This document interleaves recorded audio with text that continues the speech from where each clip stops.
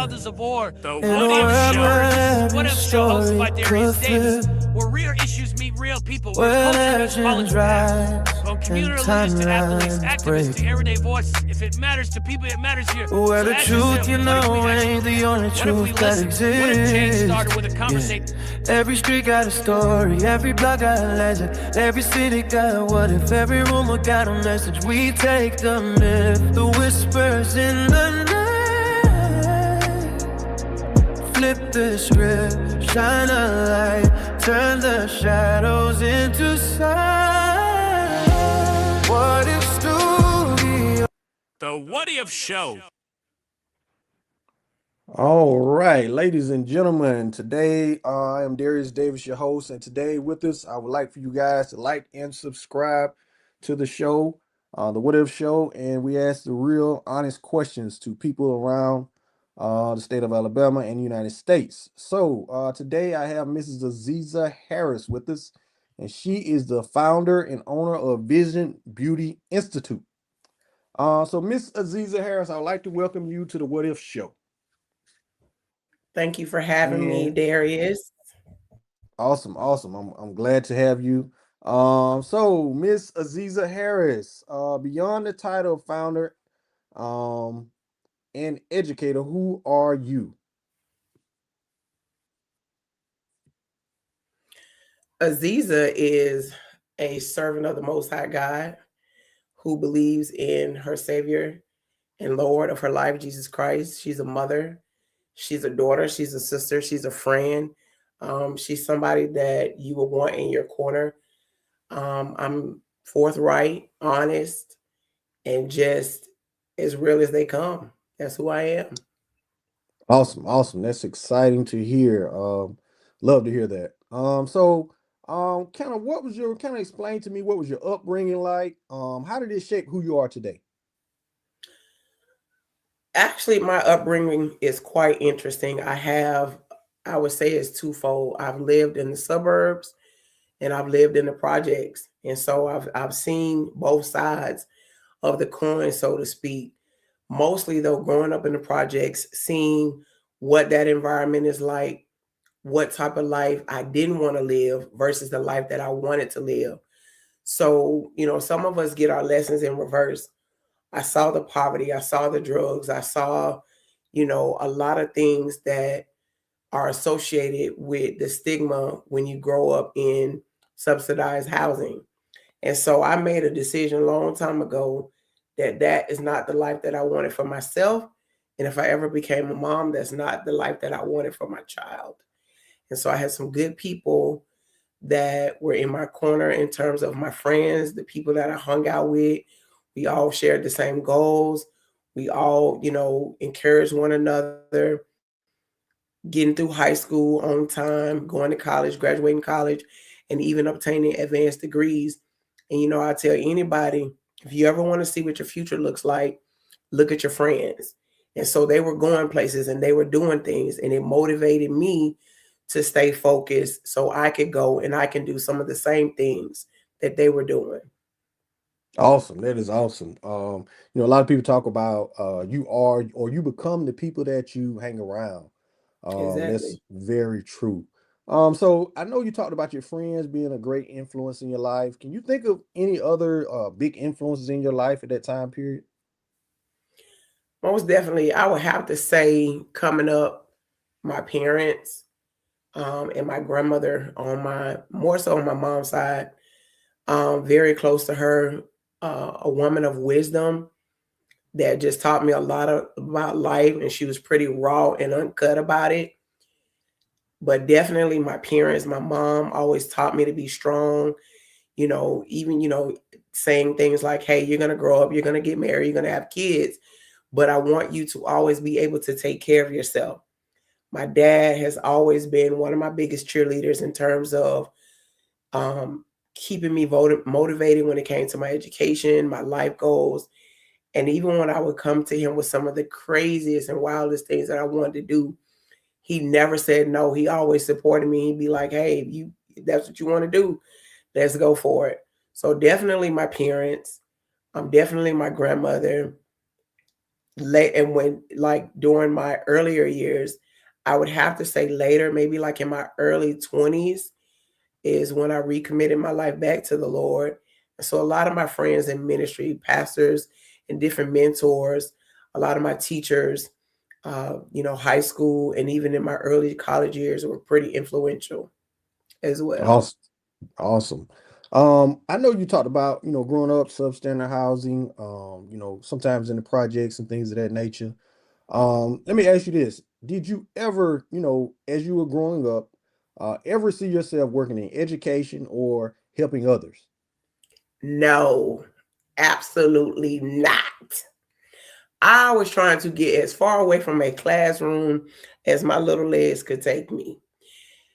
I remember being maybe about 16 years old, and I wanted to drop out of high school. I just wanted to go to cosmetology school at that point, get my license and be done with it. I'm not going to say I hated school. I think that because of the type of learner that I was, I didn't like that cookie cutter structure, and I probably couldn't have quantified it by that back then. But looking back now, how I would describe it, I learned by doing. I learned by seeing. And so just writing, that was boring to me. I wanted to be a little bit more hands-on. And so, being in this industry, cosmetology, barbering, you get to do exactly that. But, there's book work that comes along with it. You're not just everything hands-on. You got to know what you're doing. And so the helping people part, yes. I've always been that from childhood. Love children, love just, if I saw somebody that needed something, acts of service is my love language. So that part, but in this dispensation, as far as education, definitely not. Okay, awesome, awesome. We look at educators today, these are very honorable people and they are very valuable people in today's society.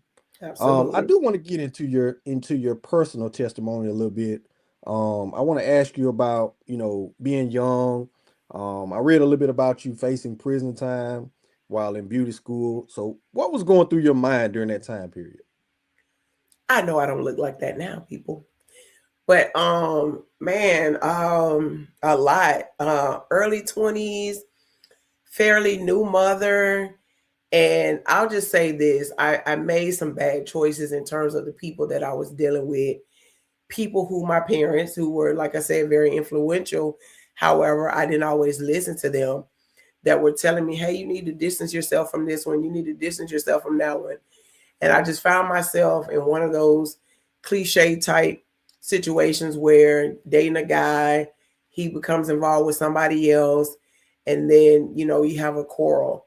And that particular experience, somebody got hurt really bad. And I was the front runner for that. And so was going back and forth to court for like 2.5, 3 years on that. Went to jail a couple times in that time. And I had to make a decision that I was going to keep going the way that I was going. And this is the path that I'm laying out for my son, or I'm going to have to make a drastic change. And I think when I saw that my choices were no longer going to be my choices, that somebody was going to be telling me when to get up, when to go to bed, when to eat, when to shower, when to whatever. That is not the life that I wanted for myself. And that's not the example that I wanted to set forth for my son. And so right around that time, I got a real active prayer life. Let's just say that. And so I knew that the changes that I needed to make, I couldn't make them on my own. I needed some type of divine intervention. I needed a higher power to just put me on that right path. And so, and that's when it began. And I really, how people say you need an intimate and personal relationship with the Lord. That happened for me at that time, because the situation that I was in, and when everything was laid out, I was supposed to go to prison. Like, a open and shut case. There are people who have done less that have gone. And so, but it was not to be so. God, like I said, God stepped in. He gave me favor all the way around. I was doing exceptionally well at the time in beauty school. I was on the president's list. And this was right around the time where Trenum and Patterson were going through their merger. And I was going back and forth to court. And maybe like a couple weeks before my court date, if that, I was going before Judge Sally Greenhouse. She's retired now. And I think it was WSFA or somebody had came out and were interviewing some students about the changes. And I was one of the students that represented my program.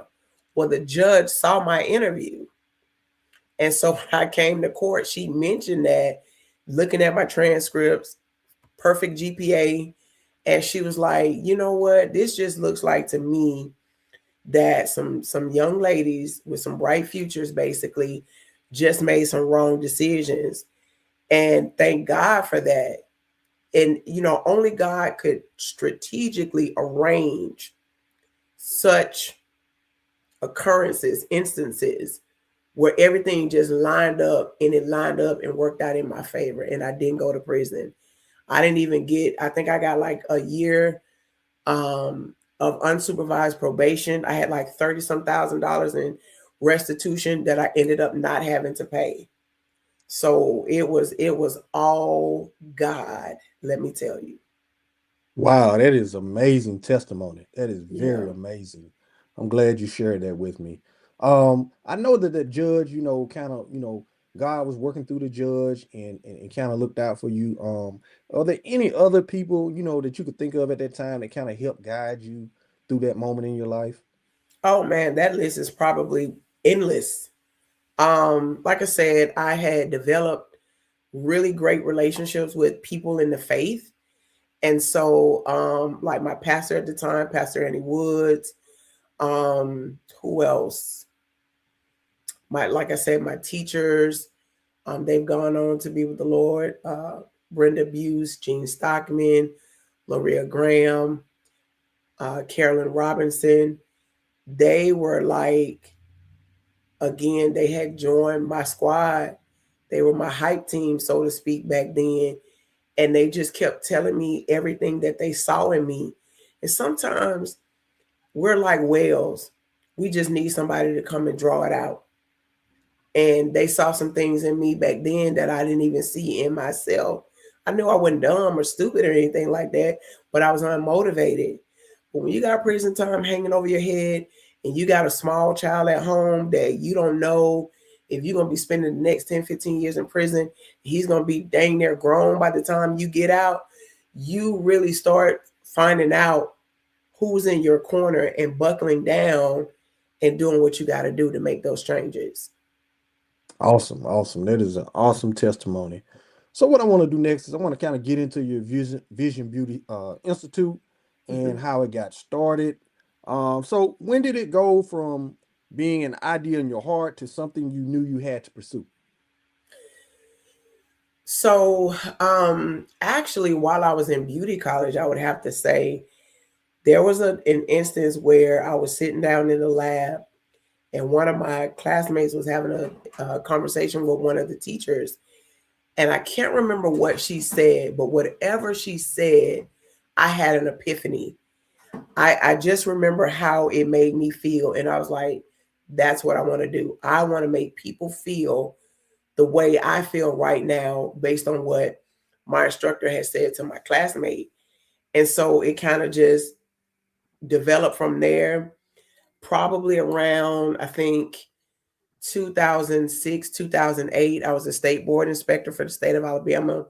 And I was going around, I was inspecting the beauty salons and schools and stuff all throughout the state. And I had thought that I wanted to open a chain of salons. I was like, really don't want to do that. But I'm more intrigued by the education part. Love to learn new things. And I love teaching people and seeing those aha moments. And so I had started trying to go back to school to do the instructor certification program. But every time it was a good time for the school, it wasn't a good time for me and vice versa. And we just kind of did that little ping pong thing for a couple of years. The opportunity came about in like 2009 where no joke. I was in the salon. I was managing Regis. And a lady came in and she began to minister. She prophesied to me and she told me, she said, "You're not going to be here much longer." She said, "I see you moving." She said, I see you going somewhere like Texas or Virginia. And at the time, I was going to Liberty University online. So I was like, okay, Virginia, that's not so far-fetched.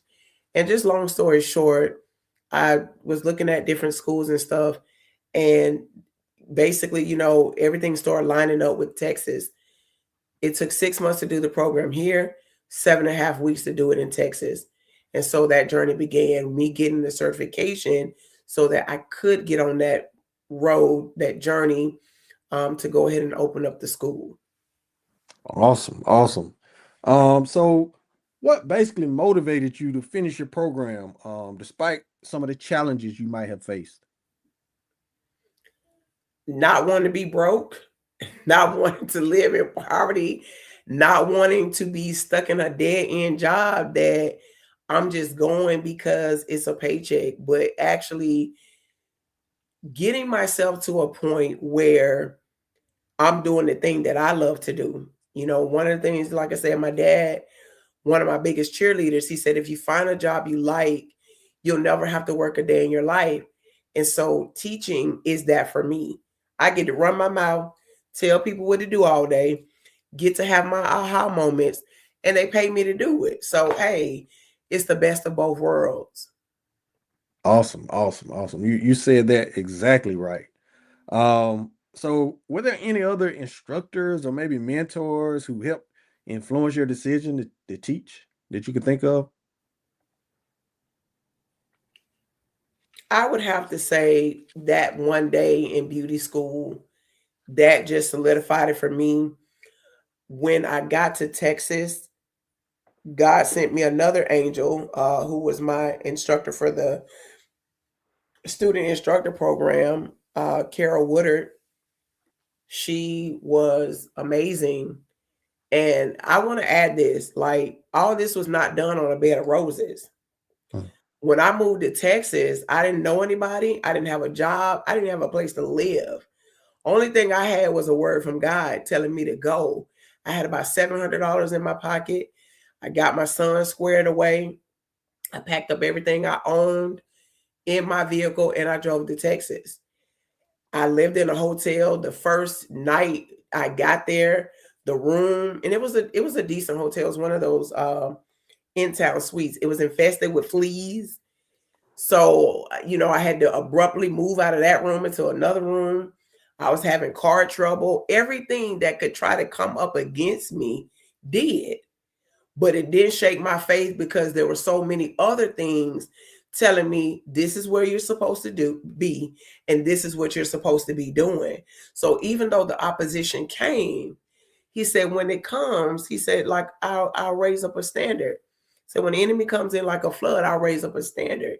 And that's what God did for me. Every time something came up, he always made the way. I mean, car breaking down, living situation, didn't have a job.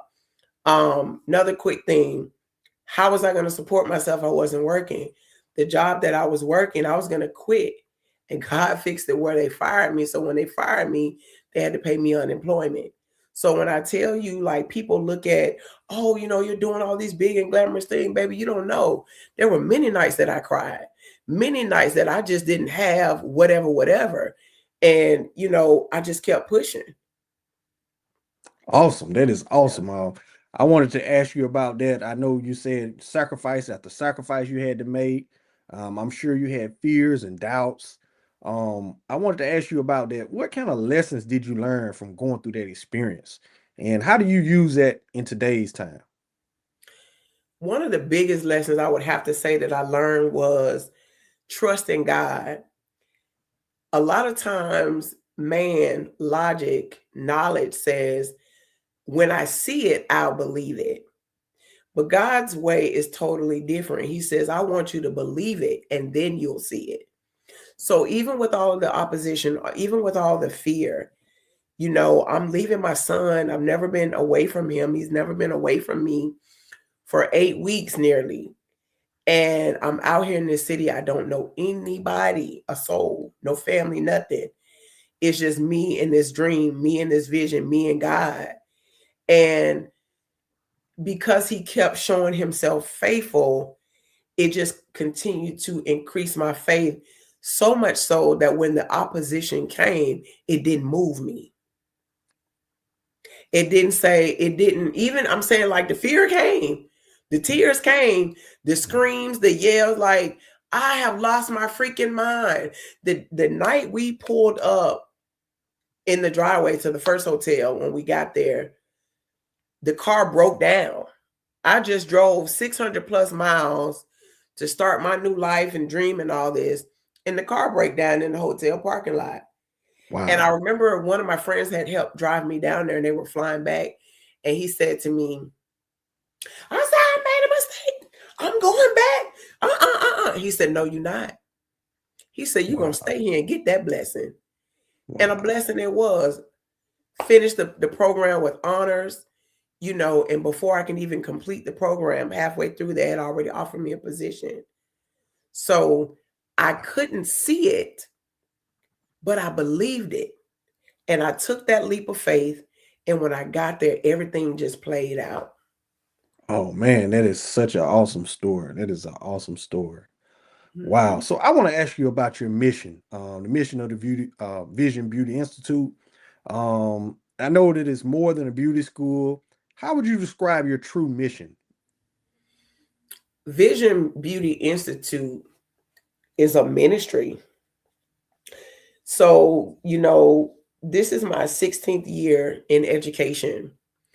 And with that being said, I've seen people from all different walks of life. In our mission statement, we talk about how we are in existence because of at-risk youth, post-incarcerated individuals. We want to prevent recidivism. Well, you got to have the mindset and mentality to be able to meet people where they are. It's not all this corporate da-da-da-da-da-da-da. Some people don't know that. I've been blessed. Like I said, I grew up in the suburbs, so I know that walk, but I also grew up in the projects, so I know that walk too. And a lot of my friends and family tease me. They be like, baby, you can turn it on and turn it off. It's all me. Nothing fake, nothing phony about it. It's all me, but I use and do what I have to use and do when the situation calls for it. Apostle Paul says, I became all things to all men that I might win some. And so that's kind of like what Vision Beauty Institute is. Everybody's not going to have eloquent speech. Everybody's not going to be an academic or have strong reading and comprehension skills. They're good with their hands. And so this industry is one of the most forgiving industries when it comes down to, you know, lucrative careers, gainful employment. You get out of prison, you can't work at XYZ company, but you come over here and you get this barber license, this hair braiding license. We're going to get you some license. And if you don't have to apply anyway, go get you a suite and go to work. Awesome. Awesome. That is awesome. Great information to know. How do you combine your technical training with personal development? I know that you guys are going to be teaching people how to, you know, use their hands and things of that nature. But how do you combine the personal development? You know, some people start off at a certain area and they need to get into a business format where they can, you know, work with customers and so forth. How do you do that? So one of the things, and you can attest to this as well, I'm sure, being in education, what I see with our youth and young people coming up is the lack of soft skills. The soft skill portion and the ministry portion are basically going to go hand in hand. I believe, and anybody that knows me and is close to me, you call my phone at 7 o'clock in the morning, 6 o'clock in the morning, before I've, you know, gone out into the day, the first thing I'm going to do, we're going to start out, I may pick up the phone praying. Because in anything that we do, you always want to put God first. You want him to be at the center of it, and you want everything that you're doing, career, family, you know, finances, You want all of that to be centered around Christ. When you do that, you can't go wrong. So with this school, it's centered and structured around Christ. We're going to start every day out with prayer. One of the things that I used to do and was really famous for when I was in Texas, I always had the quote of the day, a wisdom quote. And when students would phase out of my class, they would run back into my classroom before they, Ms. Harris, what's the wisdom quote for the day? What's the wisdom quote for the day? And it would be something that, and just a little thing that makes a huge impact on getting their mind right. Hey, I'm about to be in here. I got to deal with not just my instructor, my peers. We cater to the public. They came in. We had to cater to them. Sometimes they didn't always have the best attitude. What are you going to do? You going to cuss them out? You going to be disrespectful and ugly like they are? How you going to build your brand like that? You've got to learn to be even tempered. You've got to learn to keep a cool head when things are very heated. I learned my personal experience of getting heated, pop, and almost went to prison for it. So with that, I'm able to pass down my experiences to get them to a place where, hey, I'm not going to do that. So, working with them on their soft skills, communication skills, and just, everybody's not going to think and act like you do. You got to be flexible. Yeah. Awesome. Another thing I'd like to ask you, I know you talk about, being involved with them and doing things for personal development, but what role does mentorship play in your program? I think with that, we all can say that we've had our favorite teacher, right? And so in most areas, I want to say that I've worked, right? I'm not going to say I've been everybody's favorite teacher. I know that I'm not. I'm very structured. I'm kind of on the no nonsense side. We're going to joke, we're going to laugh, but when it's time to handle business, it's time to handle business. As far as the mentoring part, I think where I fulfill that is when it's not just about, hey, I've got this education for you. Come in, you're going to do your work. This, it's cut and dry and then you leave. No, when you're in education, you have to cater to the whole person. This child can't concentrate or this person can't concentrate because they worried about, man, I don't know if I'm going to have childcare next week. I don't even have enough gas in my car to get home. So I got to speak to, deal with the whole person, not just the student that has paid their tuition and are coming in and they're trying to get their certification. It's bigger than that. So awesome. Yeah, I would have to say just being mindful of who they are and where they are in life and just speaking into those areas and just telling them, hey, if you're not in a good position right now, you don't have to stay stuck there. There is light at the end of the tunnel, so to speak. Not to sound cliche, but it's the truth. I get it. So I want to go into the fact of, community impact. A lot of people ask, you have an institution, how it's going to affect community. So I want to ask you about, working with at-risk youth and other individuals. Is that personal for you, or how do you look at that? For sure. Like I said, my background, having my run-ins with the law and my upbringing, the environment. What if those facilities had not been in place when I was coming up? There's no telling where I would be. So as far as the community impact, here we have an educational institution that's preparing individuals to go out and get gainful employment. We're teaching them soft skills. We are mentoring them. We're catering to their spiritual man. And so when these people that are coming, and let's just be honest, let's just be real, when we're talking at risk, when we're talking post-incarcerated, it's not all violent, but a lot of it is. So I'm setting you up for success in that. Again, going back to my previous point, I'm catering to the whole man, not just the student. So whereas before you would go pick up a gun, a knife, or you would handle things one way, We're sowing seeds into you where, hey, you're gonna be a productive citizen, a model citizen. Is it gonna always turn out like that? Let's be real. No.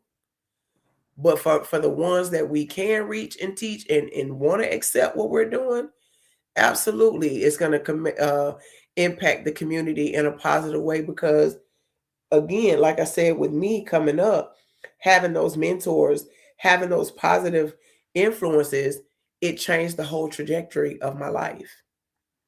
I'm not out handling conflict in a violent way anymore. Awesome, awesome, awesome. I know, like you said, a lot of people, when they're in that form, have got used to, hey, I can pick up this gun and go get some money. I can do this and get some money. What are some barriers that some of your students face that a lot of people don't see? I'm gonna say it like this, not that I'm a counselor or anything, but just from my own experience and people that I know, most trauma happens when we're children, right? Yeah. Is a lot of things that we do is learn behavior.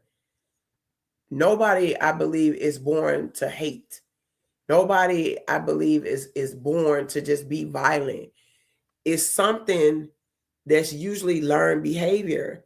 So one of the biggest challenges that I see, not all the time, because some people can come from model homes, perfect parents, go to the best schools, live in the best neighborhoods, and still go out and do the things that they do. But mostly just I lost my train of thought. Sorry. You asked me about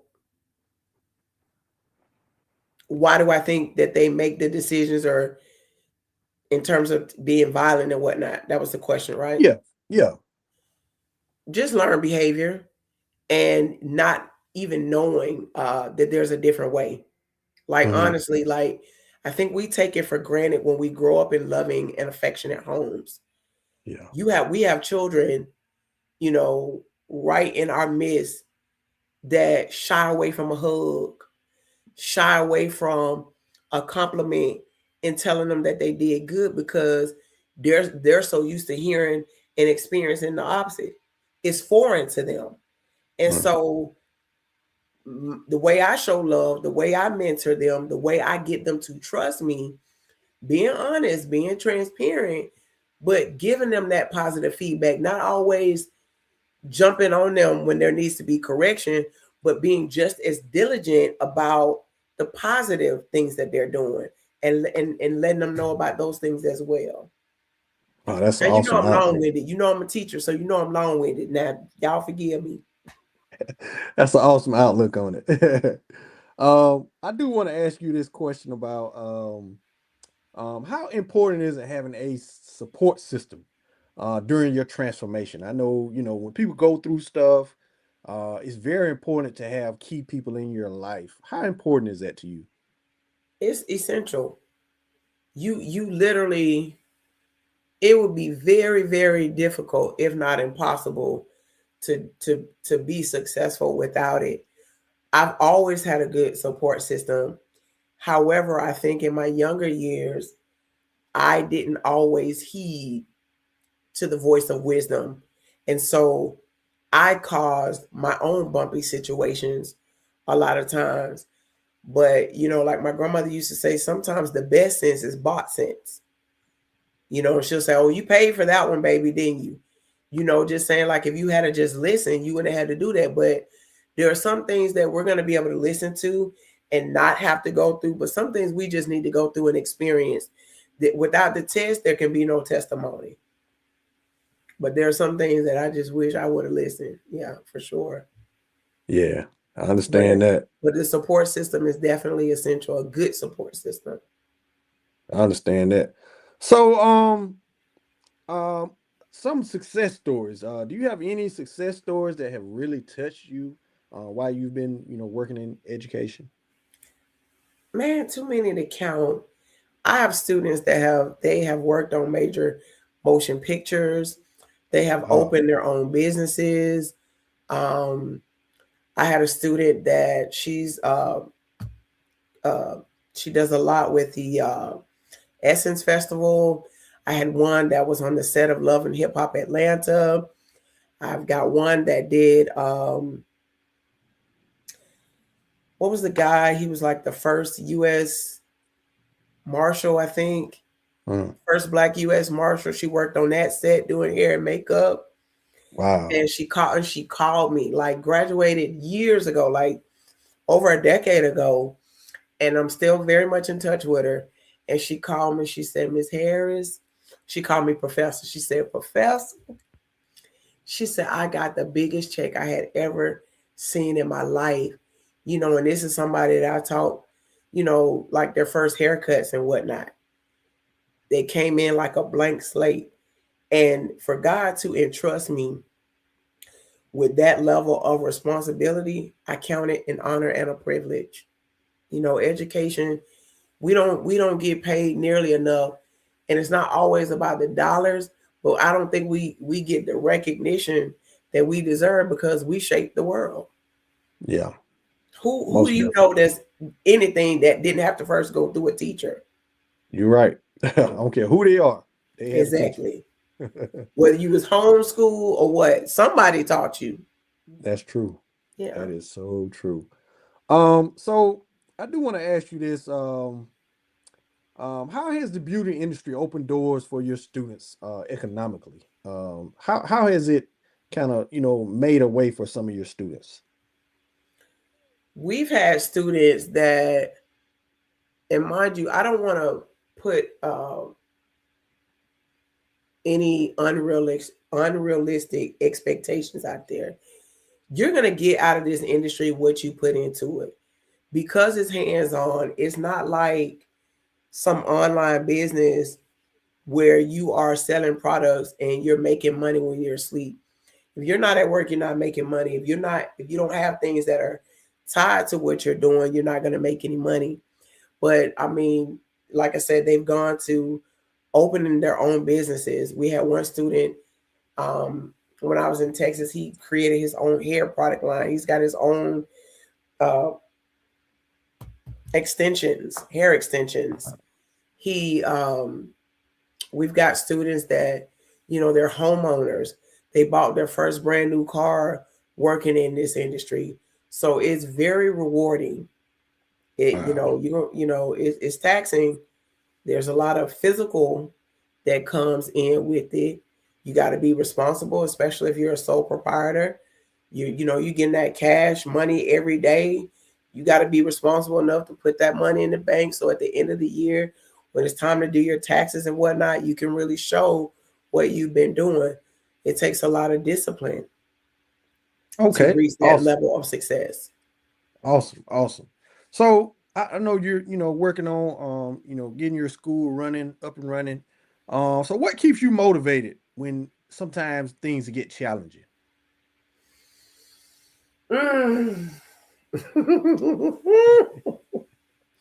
You asked me that today. Knowing that I'm working towards something that's going to be so beneficial, so fruitful, so profound, so just awesome, exemplary, that even though I can't see it all physically now, I believe it. Mm-hmm. If you had said to me 20 years ago, you know what, one day you're going to open up your own beauty college, I say, you're talking crazy. No way. I didn't know at the time that I had the capability to do that. I'm still a little, like me, like, okay, Lord, this is what we doing. All right. And so I'm really like, sidebar, I always say about myself, I'm an introverted extroverted. Okay. I like being back in the cut, believe it or not. I'm loud and I can be in the forefront when I need to be. The call in my life, who and how God shaped and molded me to be, I have to be what I have to be in those instances. But there are days I can sit up in the house for 2-3 days. I ain't got to answer my phone. It's me and the Lord. I'm watching TV. I'm doing my thing. I'm good with no outside contact because I'm always so inundated by this one. I'm, if I'm at the church, I'm doing stuff at the church. We're getting the school going. I'm dealing with people with that.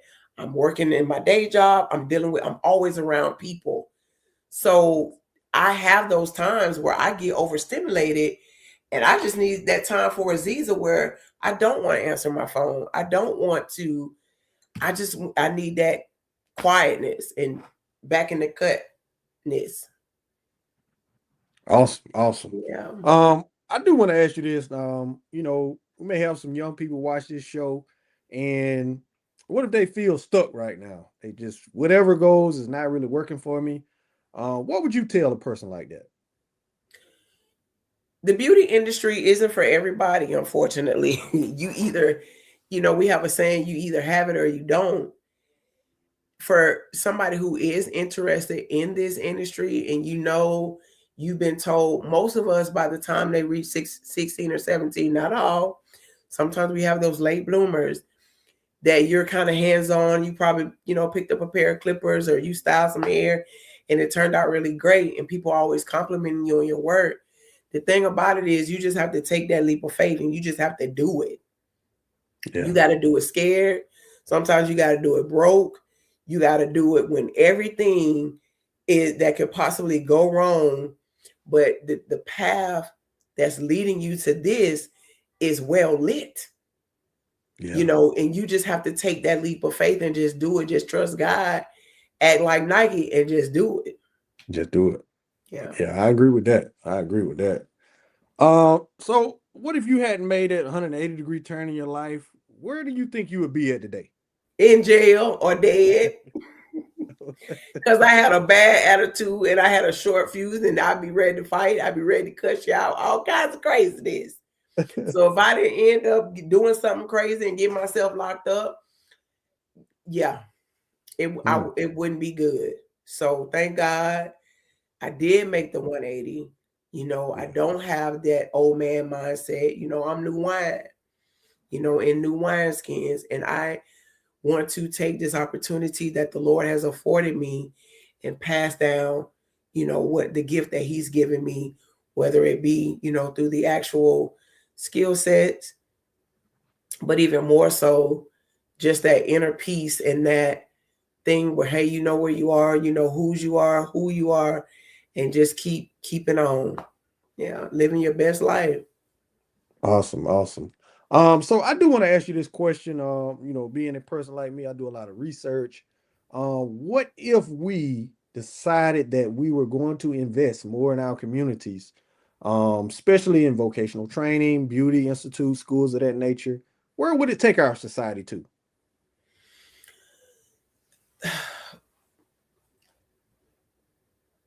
When it comes to our industry, I know with all the technological developments and whatnot, it's going to be a long time in coming before I think robots are going to be in the salon. As well as I do, you can't replace the shop talk.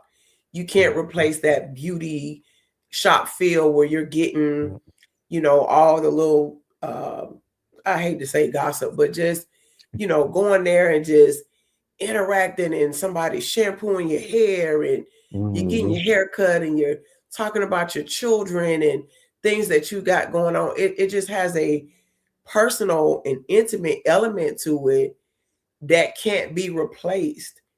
It's like, we use robots in surgery now, but you're not talking to it's going to take the heart of the surgeon to convince you, hey, you really need to do this.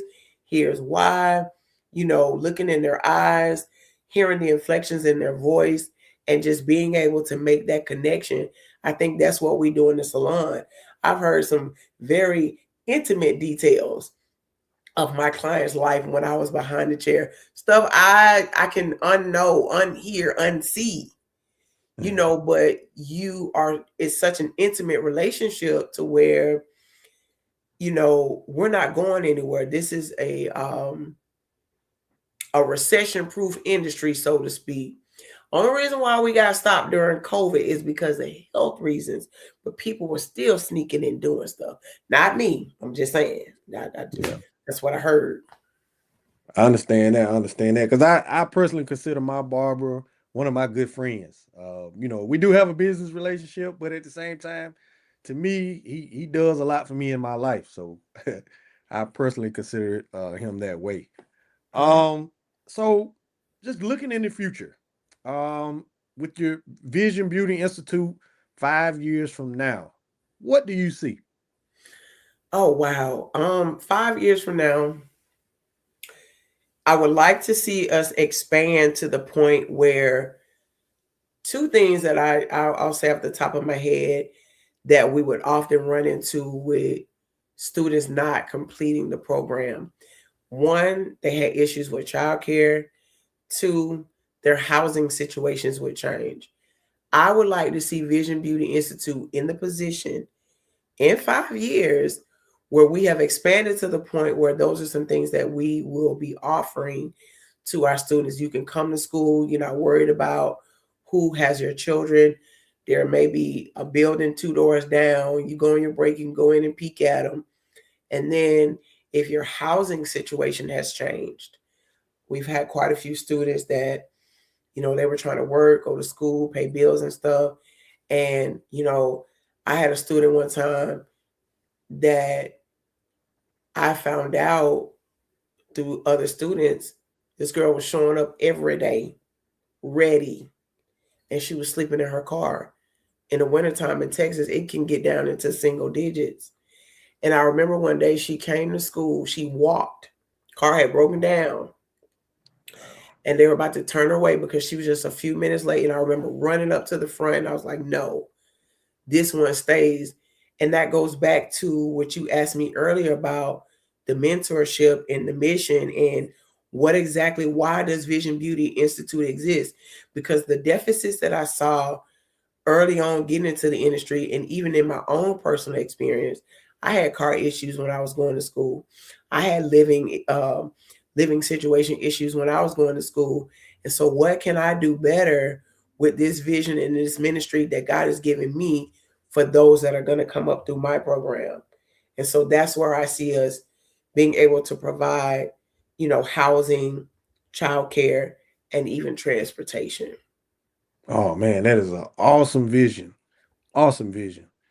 So can you think of any partnerships or collaborations that you would like to see happen with Vision Beauty Institute?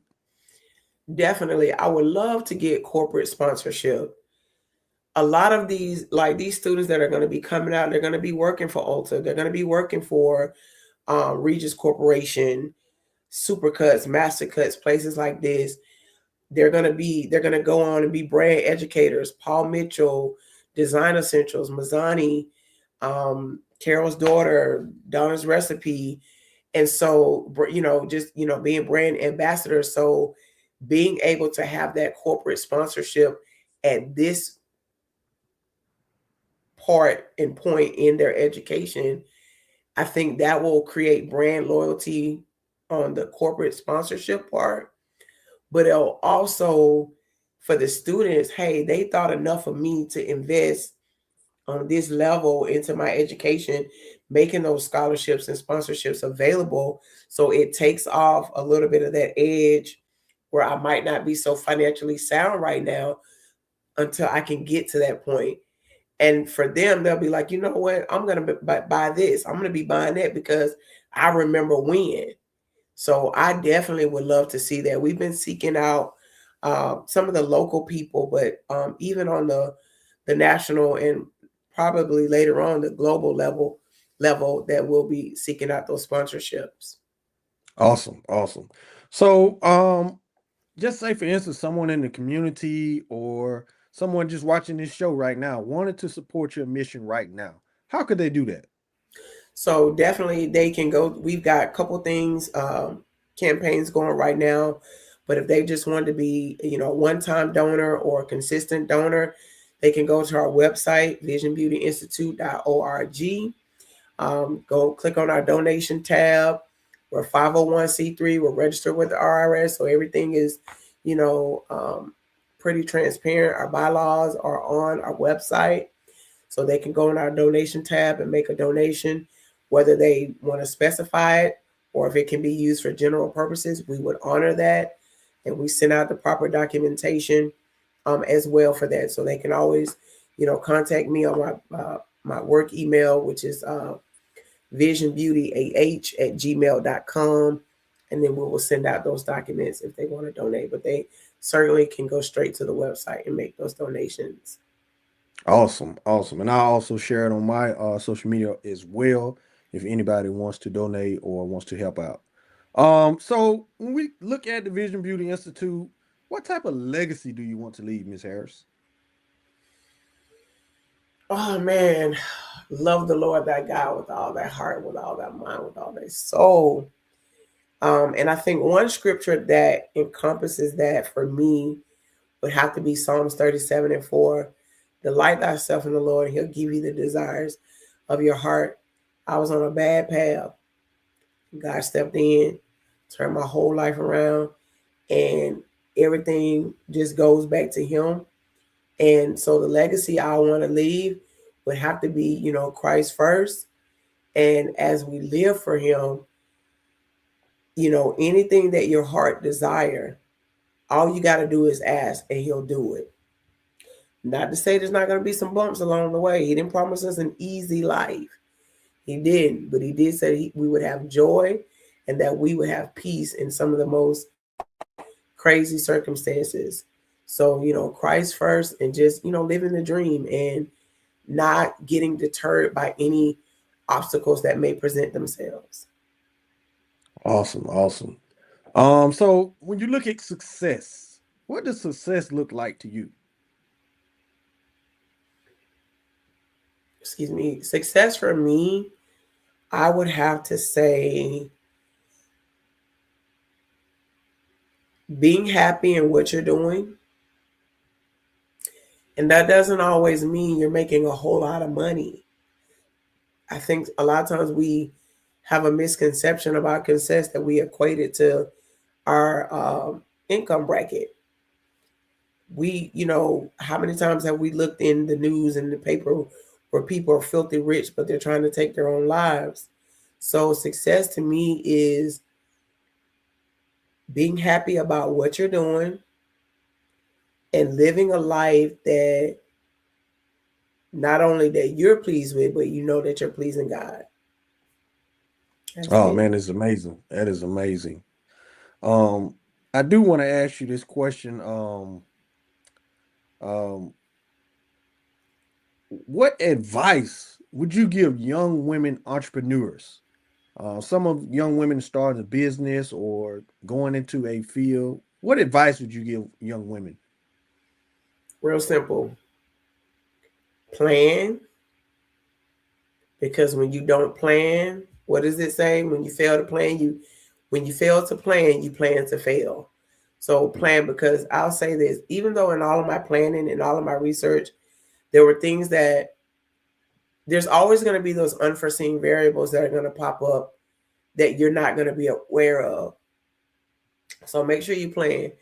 Make sure you put good, knowledgeable people, keep good, knowledgeable people around you. Stay humble, listen to, the voice of wisdom. Go and talk to the ones that have already done it. Don't just think that, I got this. That's the wrong attitude to have. And no matter what comes up, keep pushing. Stay mission oriented, stay mission motivated. Keep your eyes on the prize, keep it moving and keep it pushing. Awesome. That is great advice. So how do you balance faith, business, and personal life? How do you do that? I mean, I know you probably got a lot going on, teaching, trying to run the Vision Beauty Institute. How do you balance all that stuff? Oh, Lord. Lots of supplements. Man, just prayer. Like, one thing I will say, there was a time in my life where I wasn't balanced. I was trying to, as the kids would say, doing too much. And it cost me, it cost me my mental, it cost me my emotional. I was just not in a good place emotionally, physically, or even spiritually.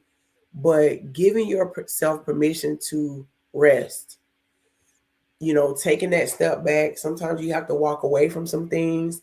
You have to say no, because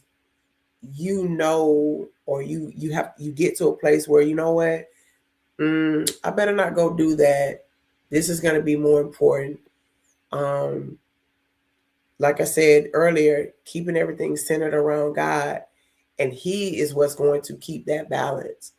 And when you in making sure you make time, that intimate time, not just that fly by night type prayer, but really making your time with God intentional. And it has nothing to do with length. I'm not saying you have to pray for an hour or 2 hours or 3 hours, whatever. Even if it's a 5-minute, genuine, sincere prayer, more along those lines, be intentional about your intimate time with God, and you will stay balanced.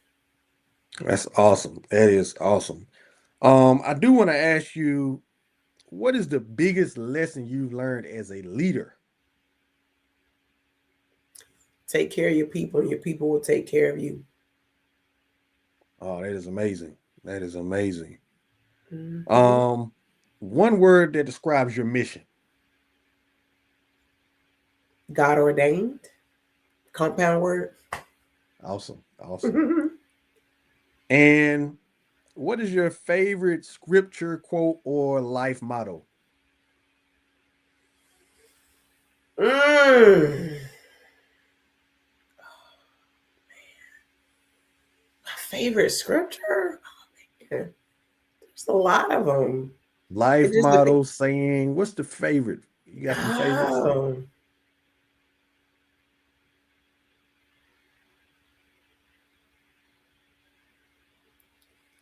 You put me on the spot on that one. Oh, man, there's so many. Just trust God. And I know I keep saying that a lot, but that is the essence of who I am. Perfect by no means, but